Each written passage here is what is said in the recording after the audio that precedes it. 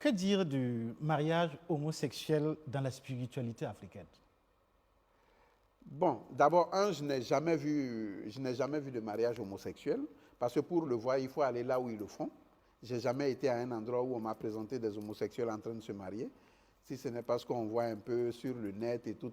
Donc, je ne sais pas vraiment pourquoi. Mais en Afrique, ce phénomène, de jour en jour, prend de l'ampleur. En Afrique, sur les médias, ça prend de l'ampleur, mais ce n'est pas dans le physique. On a vu des quartiers où on a pourchassé des homosexuels. J'arrive. Tu sais, la communication est très dangereuse. Très bien. Le monde est dirigé par la communication. Oui. En Occident, là, les cas qu'on prend pour nous amener ici, là, elles sont minoritaires. Elles sont minoritaires. On prend 2, 3, 4, 5 cas pour nous amener en Afrique, pour nous faire croire que l'Occident est complètement homosexuel. C'est faux. C'est les médias qui font cette communication.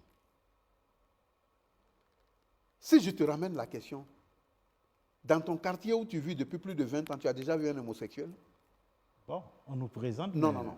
Tu as déjà vu un homosexuel avec la preuve? Pas avec la preuve. Donc c'est pour te dire, les médias nous forment. Ce n'est pas un fait d'Afrique. Ok. Les travestis, il y en avait en Afrique.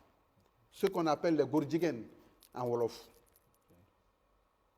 Les hommes qui jouent le rôle de femmes, par moments, les femmes qui jouent le rôle d'hommes, mais qui n'est pas sexuel, c'est dans des théâtres. Mais la sexualité entre deux hommes, ce n'est pas propagé en Afrique.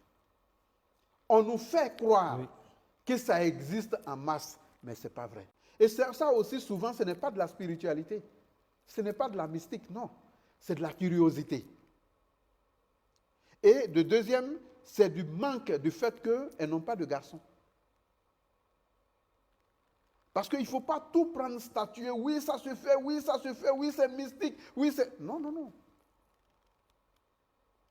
Deux hommes qui se prennent, je te donne certains facteurs d'explication qui ne sont pas spirituels, qui sont ni mystiques. C'est comme quelqu'un qui couche avec ta femme. Celui-là qui couche avec ta femme, tu es zéro à ses yeux. Mais celui-là pour qui tu travailles, il est le big boss de l'entreprise. Il veut avoir la même mise sur tout le monde dans l'entreprise. Les 5 premières personnes clés qui dirigent sa fortune et son entreprise, il les encule pour les affaiblir. Il les met devant des faits d'intérêt et il les fait ça.